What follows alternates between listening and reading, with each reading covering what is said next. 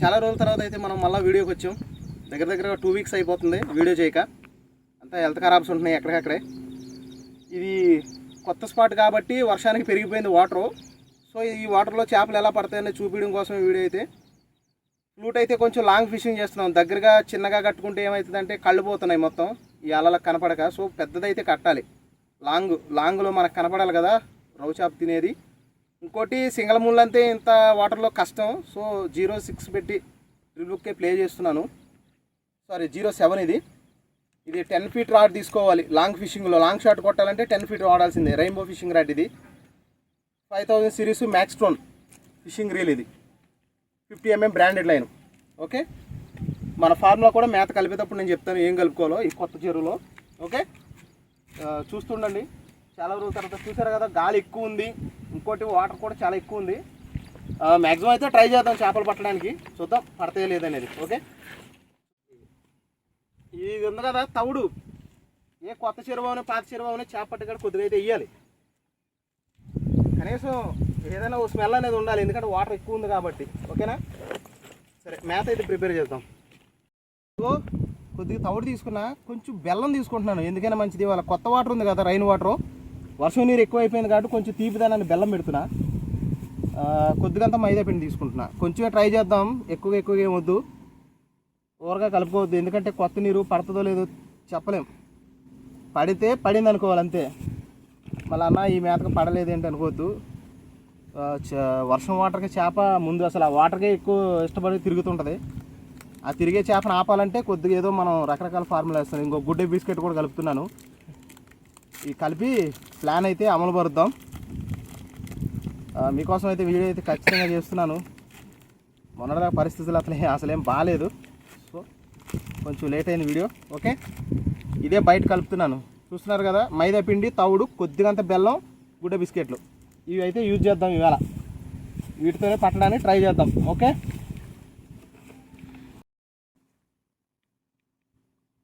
కలుపుకునేటప్పుడు పిండి కొద్దిగా పక్కన పెట్టుకోవాలి. లూజ్ అయితే మనం కలుపుకుంటూ అనుకుంటుంది. ఒకటేసారి మొత్తం అంతా కలిపామనుకోండి అది కాస్త లూజ్ అయి కూర్చుంటుంది. మళ్ళీ వేరే ఆప్షన్ ఉండదు మనకు కలుపుకోవడానికి. ఓకే, ఎందుకంటే ట్రిపుల్ హుక్తో ప్లే చేస్తున్నాం కదా, 3 ముళ్ళులు గాలం ఆడేటప్పుడు కొంచెం కరెక్ట్గా కలుపుకోవాలి.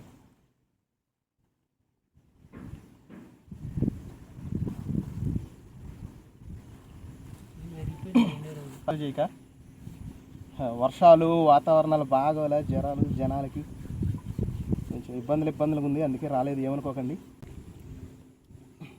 మేత అయితే చక్కగా మంచిగా కలుపుకోవాలి. ఓకేనా, ఓ జోరుగా కాదు అట్లని గట్టిగా కాదు. ఇక్కడ పైన పెట్టుకోవాలి. ట్రిబుక్ గేలవాడేటప్పుడు మేత కొద్దిగా ఎక్కువగా పెట్టుకోవాలి. అందుకని బెండ్ కూడా ఎక్కువగా పెట్టుకున్నా. బెండ్ ఎక్కువ ఉంటే మేత ఎక్కువ పెట్టుకున్నా మనకు స్ట్రైట్గా ఇట్లా నిలబడాలి. అప్పుడే కరెక్ట్గా కనపడుద్ది రౌ చేప ఈ విధంగా పొజిషను. ఓకే, మేత తక్కువ పెట్టుకుంటే ఇంత నీరు మీద చేప కనిపించదు. మేత ఎక్కువగా పెట్టుకోవాలంటే బెండ్ కూడా ఎక్కువ ఉండాలి, లేదా బెండ్ మొత్తం మునిగిపోద్ది. ఓకేనా, టిప్స్ అయితే తెలుసుకోండి ఖచ్చితంగా. లోతు కూడా కొంచెం చూసి పెట్టుకోవాలి, ఒకటేసారి ఎక్కువ పెట్టేసుకోకూడదు.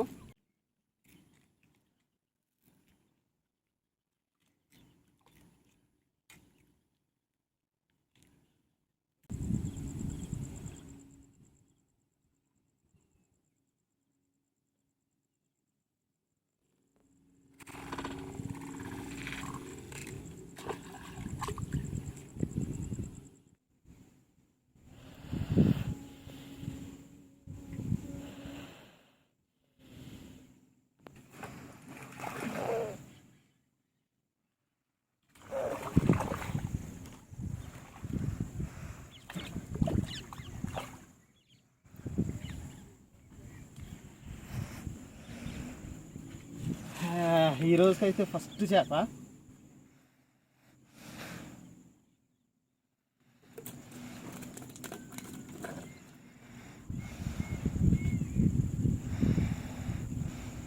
కొత్త వాటర్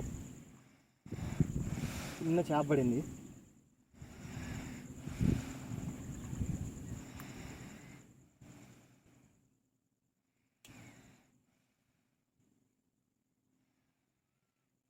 ఇల్లు తాడేటప్పుడు చిన్న చేపలు పడుతూనే ఉంటాయి, అది కామను.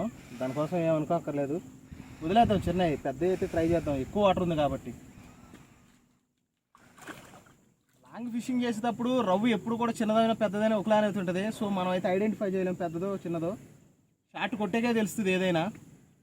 ఓకే, లాంగ్ ఫిషింగ్ చేసేటప్పుడు కొంచెం బెండ్ ఎక్కువ పెట్టుకోవడం మంచిది. కరెక్ట్ యాంగిల్లో పెట్టుకుంటూ ఉండాలి, చూసుకుంటూ ఉండాలి.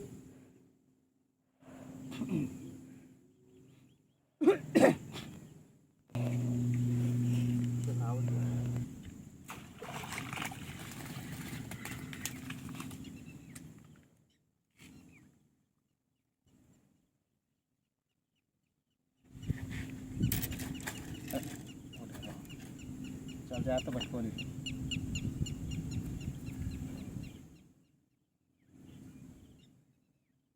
చూసారు కదా, చిన్నవి అయితే తగులుతున్నాయి, చిన్నవి వదిలేసేద్దాం.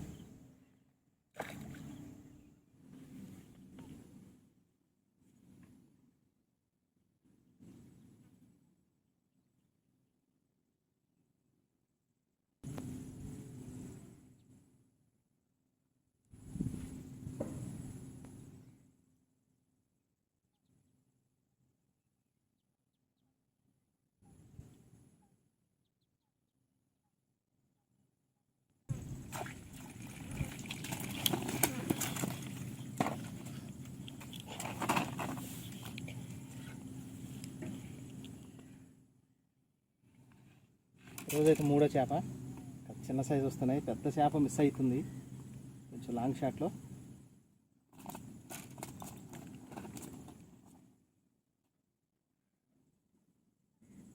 ఓకే, ట్రై చేద్దాం ఇంకా పెద్ద చేపల కోసం.